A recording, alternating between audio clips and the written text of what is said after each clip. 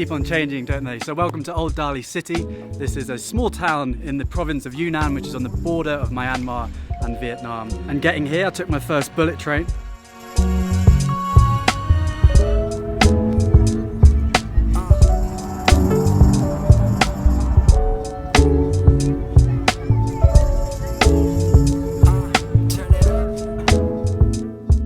So Old Dali City has been sort of a mecca for foreigners in China for decades. And one theory goes that wild marijuana is grown on the mountain somewhere, which originally brought people here. But it's got a very relaxed vibe, and it's quite a different China from what I've been experiencing for the last few months. There's live bands and fun bars.